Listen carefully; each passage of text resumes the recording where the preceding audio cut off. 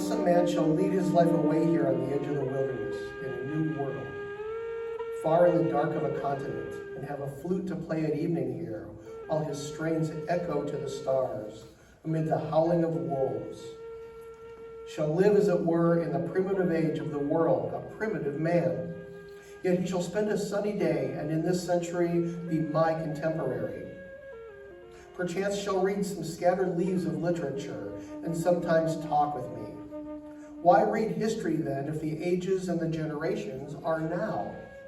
He lives 3,000 years deep into time, an age not yet described by poets. Can you well go further back in history than this? Aye, for there turns up but now a still more ancient and primitive man, whose history is not brought down even to the former. In a bark vessel sewn with the roots of the spruce, with hornbeam paddles he dips his way along. He is but dim and misty to me, obscured by the eons that lie between the bark canoe and the bateau. He builds no house of logs, but a wigwam of skins. He eats not hot bread and sweet cake, but musquash and moose meat and the fat of bears.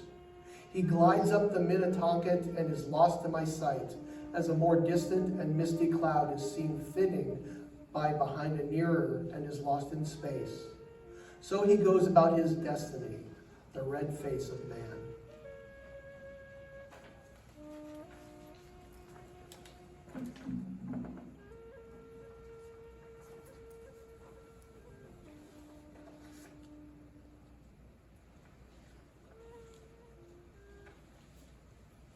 Connie Baxter Marlow has spent 3 decades in close association with visionary Native American elders throughout the United States and Mexico. The Hopi, Maya, Tarahumara, Huichol, Wabanaki, Lakota, and Ute, as well as the Bushmen of the Kalahari in South Africa. She feels that in the cosmology of the indigenous people are clues to many of the missing pieces of the prevailing paradigm, information about the true nature of the universe. It is her understanding that humanity is about to make an evolutionary leap in consciousness to an understanding of the loving, interconnected, abundant universe, and will align itself to this reality and subsequently choose to bring peace on earth in our lifetime. Connie believes that when we come together with the indigenous people as equals, as family, and we each open our hearts and our minds to the other, the melding of our gifts will bring a new perspective that is invisible at this time. To her, this new perspective will allow humanity to see the path to true unity, peace, and freedom.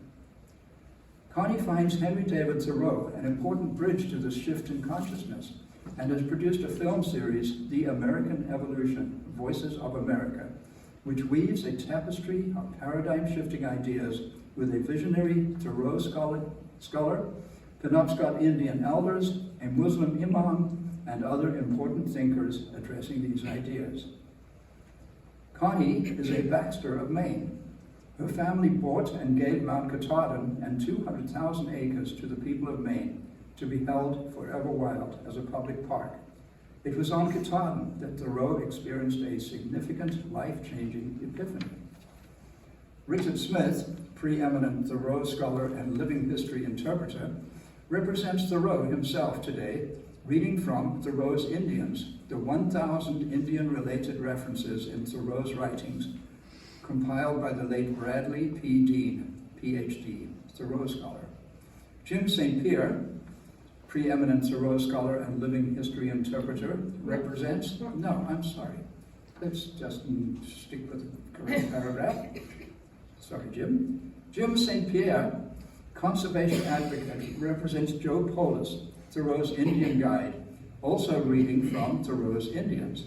According to Ralph Waldo Emerson and others, Joe Polis was one of 3 in Thoreau's pantheon of heroes, along with John Brown and Walt Whitman. Connie?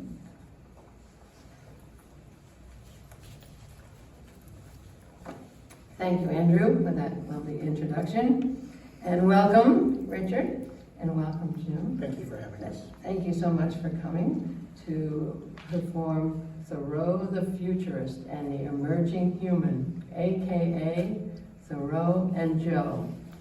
And welcome to the photography exhibit, Inspiration Katahdin, an exhibition of images and ideas. And this exhibition brings in the important ideas of Henry David Thoreau, the mystical Henry David Thoreau, and Mount Katahdin, the mystical mountain, which is the sacred mountain of the Wabanaki Indians here in Maine, and the thinking of my great-granduncle Percival Baxter, who had the vision to save this area for all of humanity to come to the wilderness in the right, unspoiled way, as he says.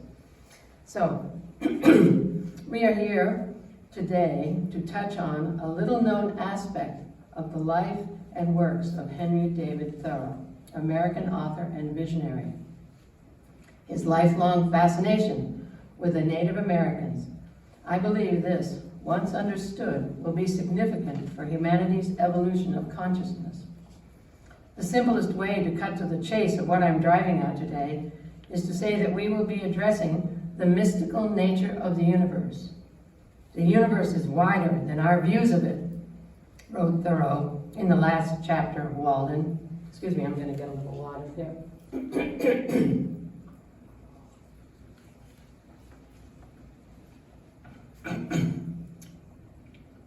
This wider reality is the one we will be looking at. Why? Because I believe that humanity is about to take an evolutionary leap into seeing and experiencing this reality, just as the transcendentalists, Thoreau and Emerson, did, and the mystics, visionaries, and indigenous peoples of the world do. In fact, Thoreau described himself as a mystic, a transcendentalist, and a natural philosopher to boot. Today, we're going to look at Thoreau, his life and his work from a future Thoreau envisioned, looking back. In his writing, Thoreau alludes to the future, to the possible human, and the importance of the message carried by the arrowhead from the indigenous mind.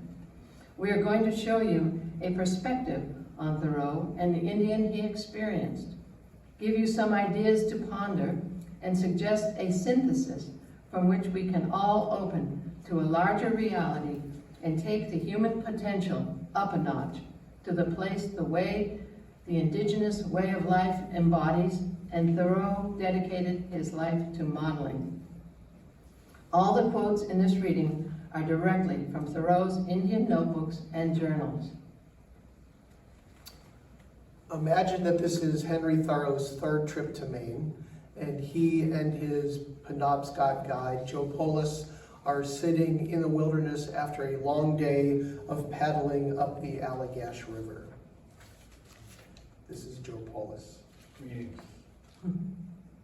As much as sportsmen go in pursuit of ducks and gunners of musquash, and scholars of rare books, and travelers of adventures, and poets of ideas, and all men of money, I go in search of arrowheads when the proper season comes round again.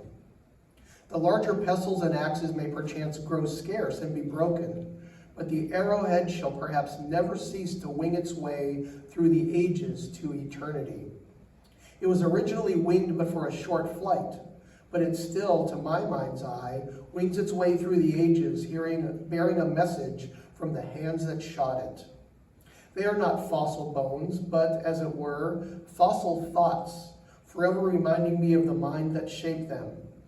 I would fain know that I am treading in the tracks of human game, and that I am on the trail of mind. And these little reminders never fail to set me right. There is scarcely a square rod of sand exposed in this neighborhood, in Concord, but you may find on it the stone arrowheads of an extinct race. Far back as that time seems when men went armed with bows and pointed stones here, yet so numerous are the signs of it. The finer particles of sand are blown away, and the arrow point remains. The race is as clean gone from here as this sand is clean swept by the wind. Such are our antiquities. These were our predecessors. Why then make so great ado about the Roman and the Greek and neglect the Indian? We need not wander off with boys in our imagination to Juan Fernandez, to wonder at footprints in the sand there. Here is a print still more significant at our doors, the print of a race that has preceded us, and this the little symbol that nature has transmitted to us. Yes, this arrow-headed character is probably more ancient than any other, and to my mind it has not been deciphered. Men should not go to New Zealand to write or think of Greece and Rome, no more to New England. New earths, new themes expect us. Celebrate not the Garden of Eden, but your own. Thank you. Jim, would you pull your chair in a little closer? Thank you. Thoreau made 3 excursions to the Maine woods where he hired native guides to study their ways. I narrowly watched his motions and listened attentively to his observations, for we had employed an Indian mainly that I might have an opportunity to study his ways.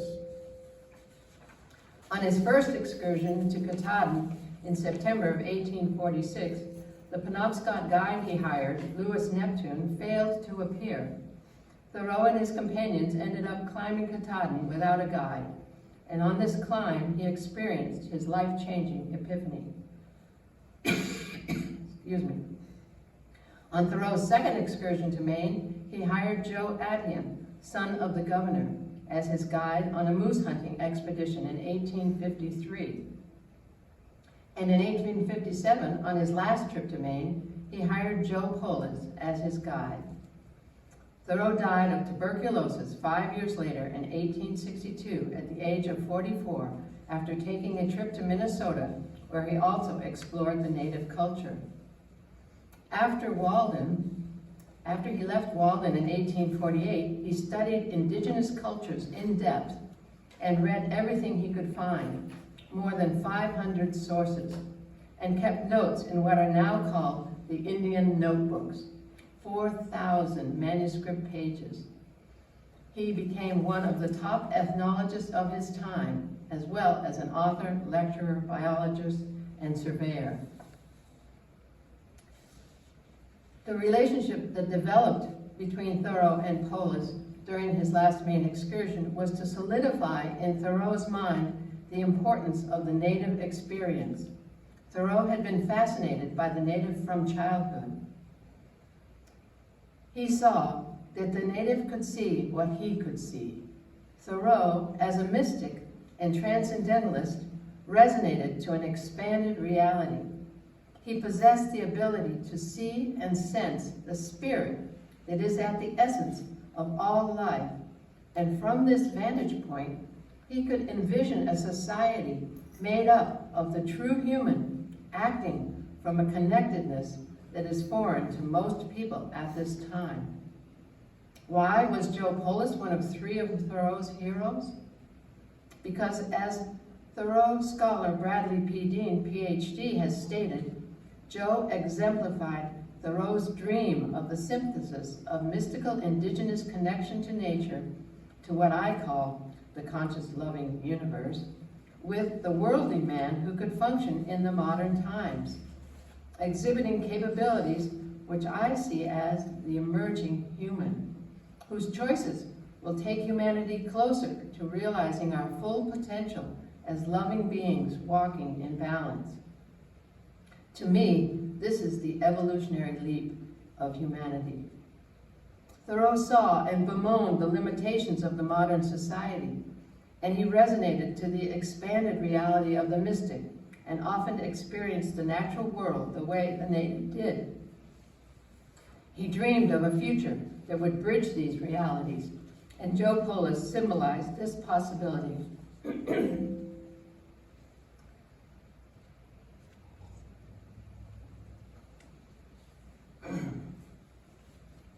In my film series, The American Evolution, Voices of America, Part 1, Brad Dean notes that Thoreau saw a future in which humanity connects with its highest conscience and writes of this in Civil Disobedience.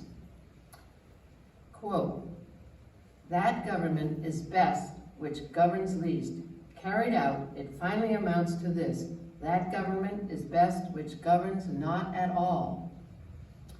Brad Dean states, if you don't mind me putting a parenthesis to Henry David Thoreau, what you need to do is say, parens, that government is best which governs not at all, parens, because in such a government, all the citizens govern themselves.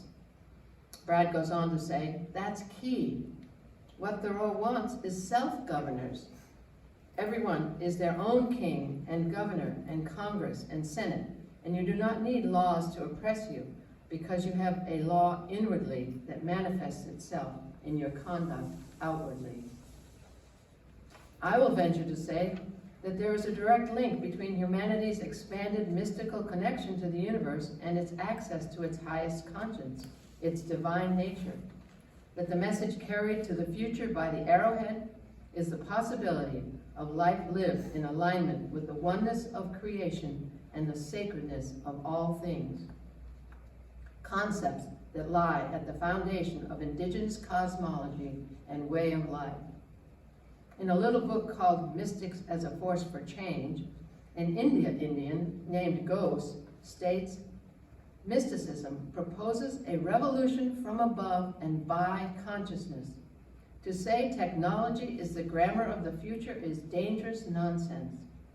Technique and transcendence must learn to work together.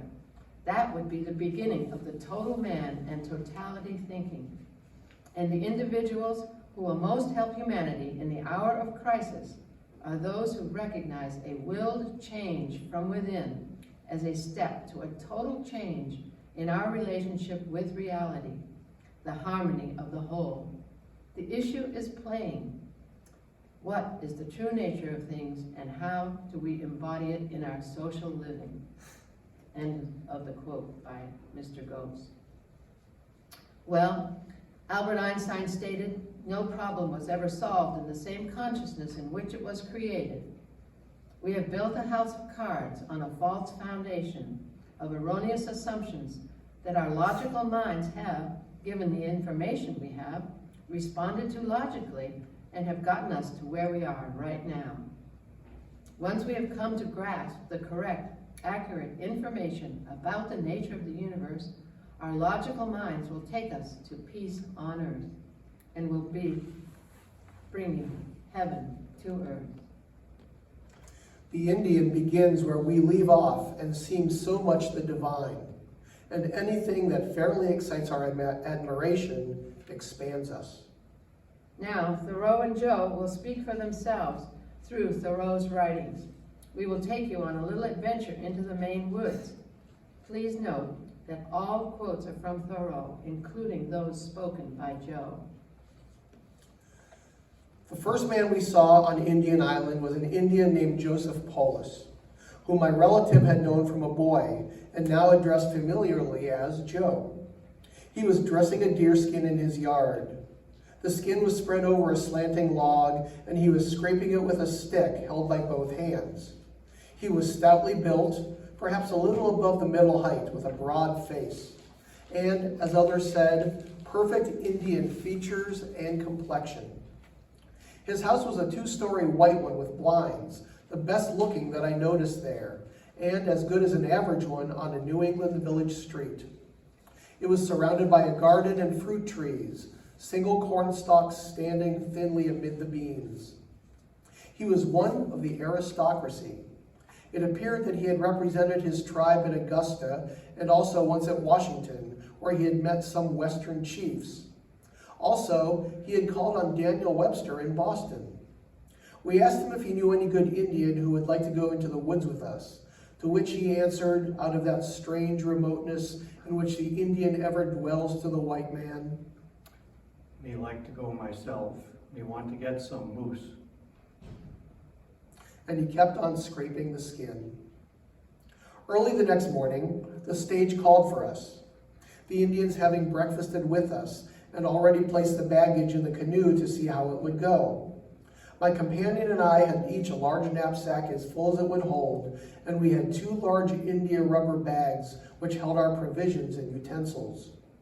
As for the Indian, all the baggage he had, besides his axe and gun, was a blanket, which he brought loose in his hand. However, he had laid in a store of tobacco and a new pipe for the excursion. Our Indian said that he was a doctor and could tell me some medicinal use for every plant I could show him. I immediately tried him. He said that the inner bark of the aspen was good for sore eyes, and so with various other plants, proving himself as good as his word. According to his account, he had acquired such knowledge in his youth from a wise old Indian with whom he associated, and he lamented that the present generation of Indians, quote, had lost a great deal. Just before night, we saw a musquash, the only one we saw on this voyage, swimming downward on the opposite side of the stream. The Indian, wishing to get one to eat, hushed us, saying, "Stop, me call him."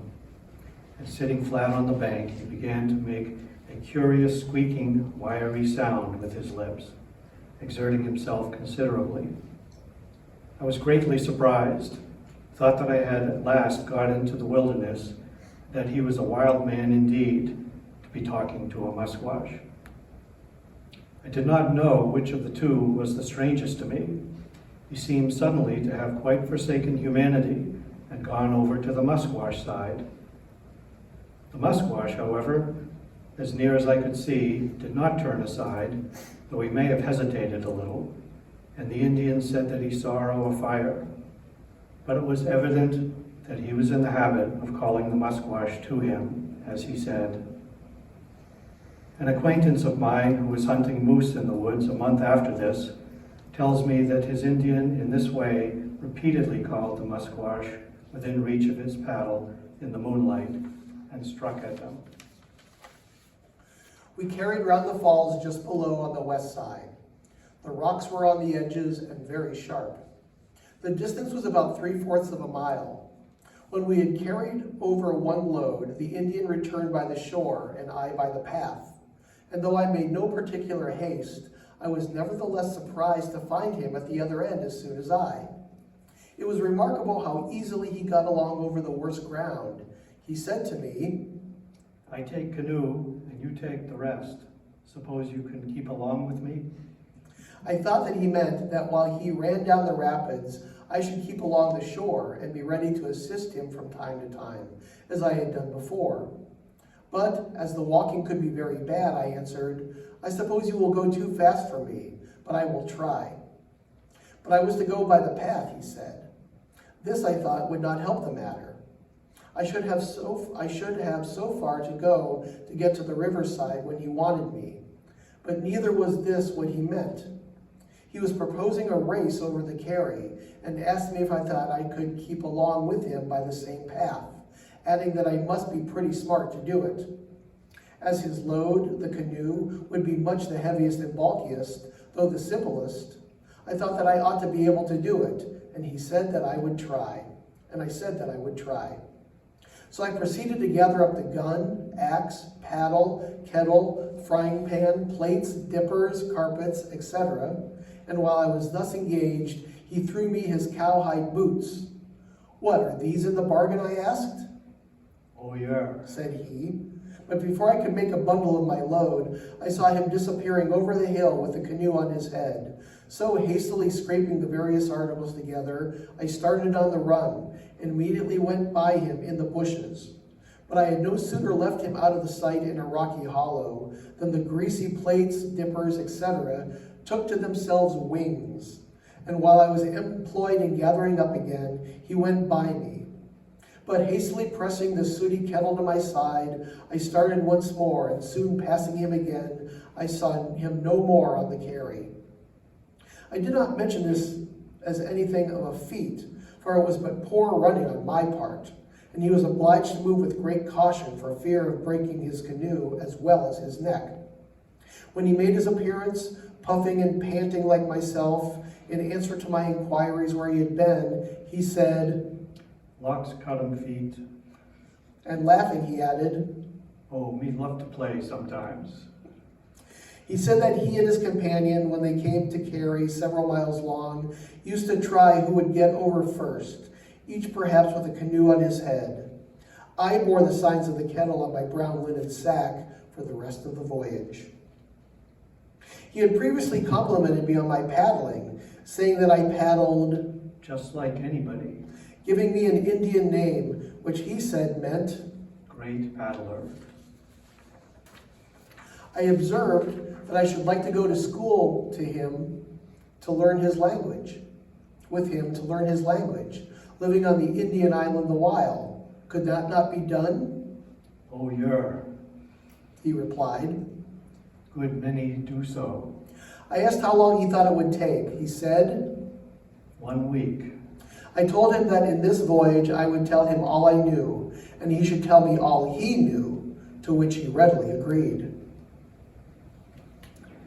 I was surprised to hear him say that he liked to go to Boston, New York, Philadelphia, etc., that he would like to live there.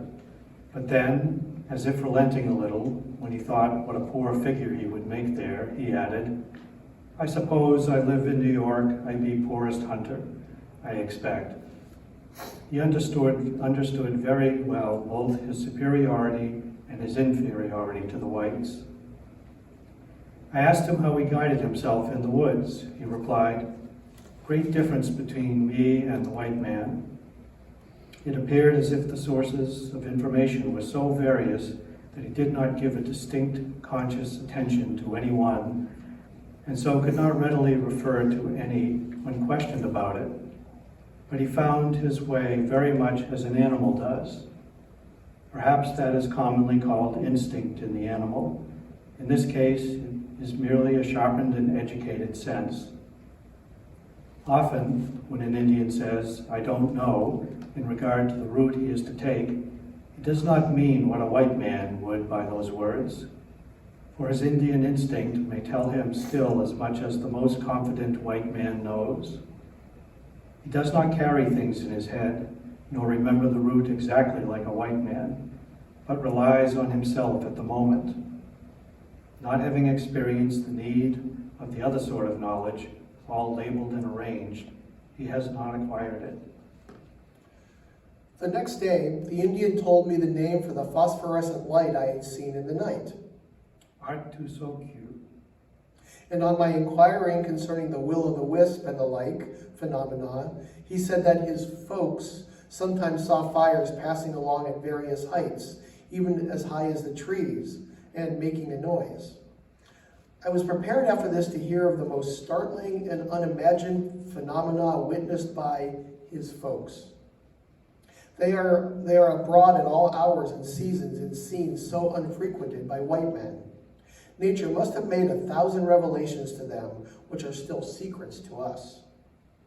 It suggests, too, that the same experience always gives birth to the same sort of belief or religion. One revelation has been made to the Indian, another to the white man. I have much to learn of the Indian, nothing of the missionary. I am not sure but that all that would tempt me to teach the Indian my religion would be his promise to teach me his. A scientific explanation, as it is called, would have been altogether out of place there. That is for pale daylight. Science with its retorts would have put me to sleep. It was the opportunity to be ignorant that I improved. It suggested to me that there was something to be seen if one had eyes. It made a believer of me more than before. I believed that the woods were not tenantless, but chock full of honest spirits as good as myself any day. Not an empty chamber in which chemistry was left to work alone, but an inhabited house. And for a few moments, I enjoyed fellowship with them. While laying there listening to the Indians, I amused myself with trying to guess at their subject by their gestures or some proper name introduced. There can be no more startling evidence of their being a distinct and comparatively aboriginal race than to hear this unaltered Indian language, which the white man cannot speak nor understand.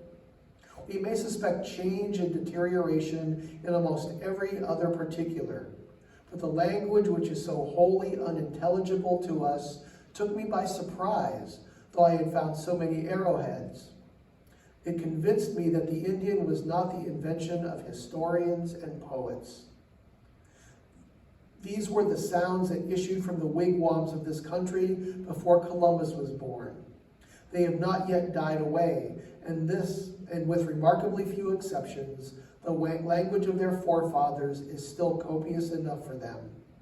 I felt that I stood, or rather lay, as near to the primitive man of America that night as any of its discoverers ever did.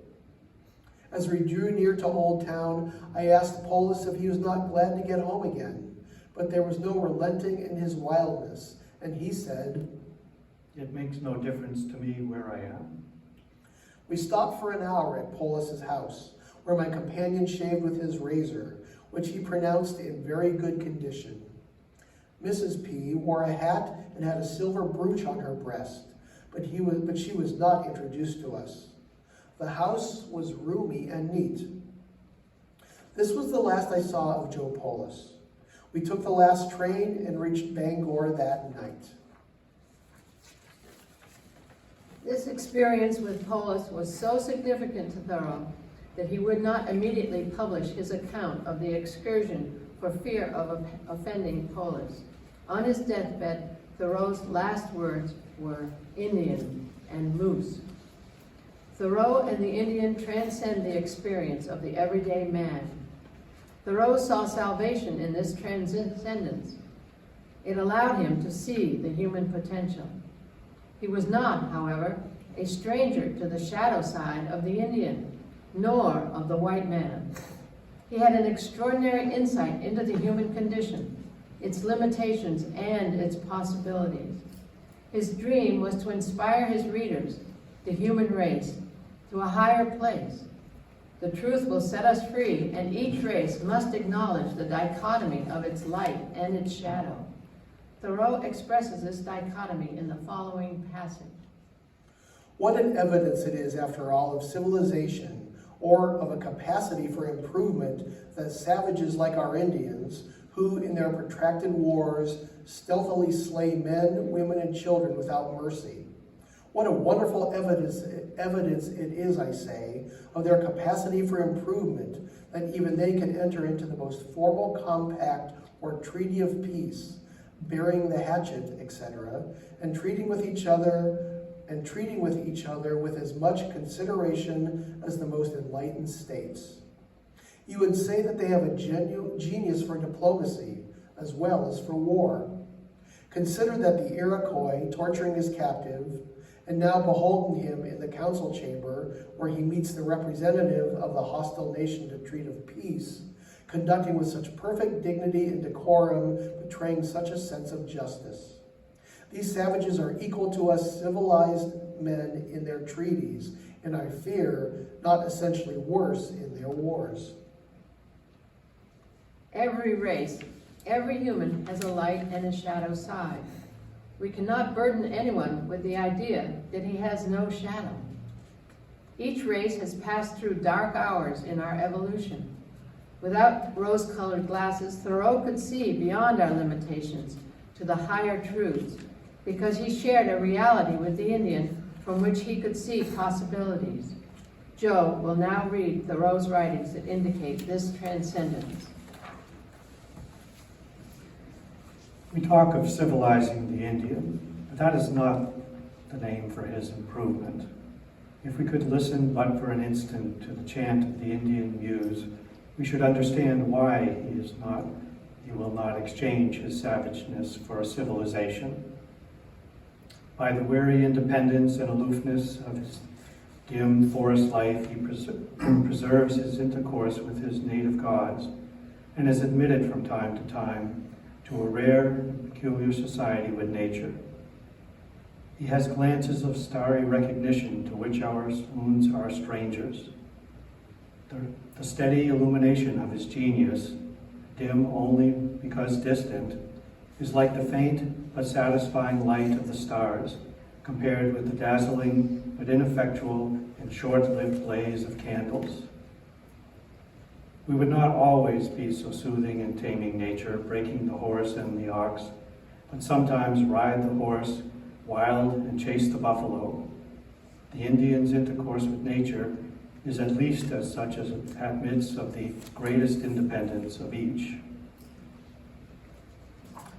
The white man comes, pale as the dawn, with a load of thought, with a slumbering intelligence as a fire raked up, knowing well what he knows. Not guessing but calculating, strong in community, yielding obedience to authority, of experience, race, of wonderful, wonderful common sense, dull but capable, slow but persevering, severe but just, of little humor but genuine, a laboring man, despising game and sport, building a house that endures, a framed house.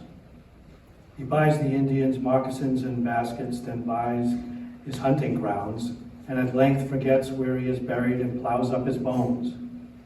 And here town records, old, tattered, time-worn, weather-stained chronicles, contain the Indian's etchums, marked perchance an arrow or a beaver, and the few fatal words by which he deeded his hunting grounds away.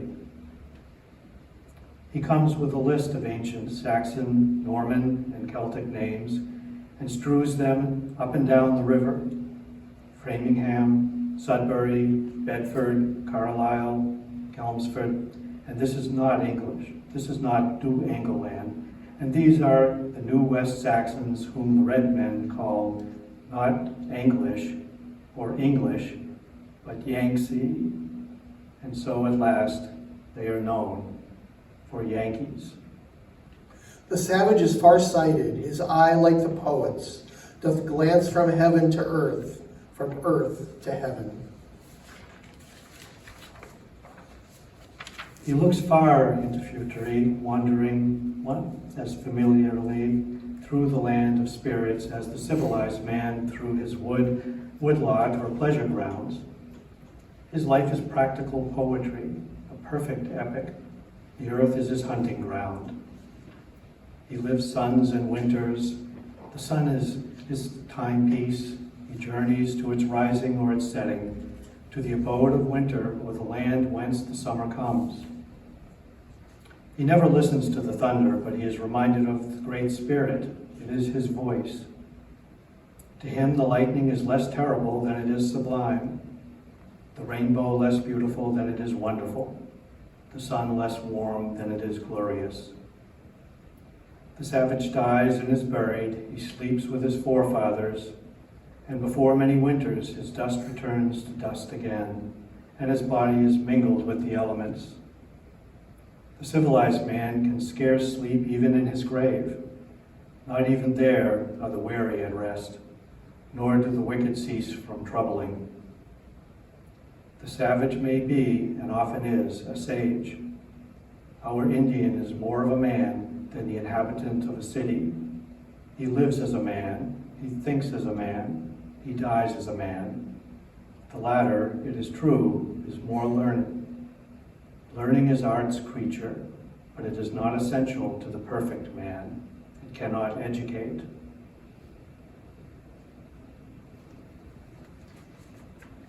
I thought I might tell you a tiny bit of information you might enjoy, how Walden Pond got its name. Thoreau tells us in Walden, "My townspeople have all heard the tradition. The oldest people tell me that they heard it in their youth, that anciently the Indians were holding a powwow upon a hill there, which rose as high into the heavens as the pond now seeks deep into the earth. And they used much profanity, as the story goes, though this vice is one of which the Indians were never guilty. And while they were thus engaged, the hill shook and suddenly sank, and only one old woman named Walden escaped, and for her the pond was named." We will carry on with a few thoughts from Thoreau. The true man of science will have a rare Indian wisdom and will know nature better by his finer organization. He will smell, taste, see, hear, feel better than other men. His will be a deeper and finer experience. The charm of the Indian to me is that he stands free and unconstrained in nature, is her inhabitant and not her guest, and wears her easily and gracefully. But the civilized man has the habits of the house. His house is a prison in which he finds himself oppressed and confined, not sheltered and protected. He walks as if he sustained the roof. He carries his arms as if the walls would fall in and crush him, and his feet remember the cellar beneath. His muscles are never relaxed. It is rare that he overcomes the house and learns to sit at home in it, and roof and floor and walls support themselves as the sky and trees and earth.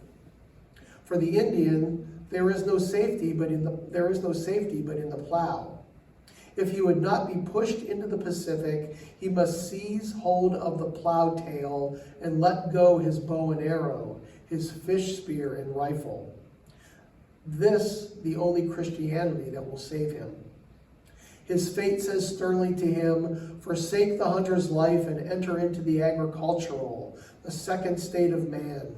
Root yourselves a little deeper in the soil if you would continue to be the occupants of this country. But I confess, I have no little sympathy with the Indians and hunter men. They seem to me a distant and equally respectable people, born to wander and to hunt, and not to be inoculated with the twilight civilization of the white man. The Indian perchance has not made up his mind to some things which the white man has consented to. He has not, in all respects, stooped so low, and hence, though he too loves food and warmth, he draws his tattered blanket about him and follows his fathers, rather than barter his birthright. He dies, and no doubt his genius judges well for him. But he is not worsted in the fight. He is not destroyed. He only migrates beyond the Pacific to more spacious and happier hunting grounds. A race of hunters can never withstand the inroads of a race of husbandmen. The latter burrow in the night into their country and undermine them, and even if the hunter is brave enough to resist, his game is timid and has already fled. The rifle alone would never exterminate it, but the plow is a more fatal weapon. It wins the country inch by inch and holds all it gets.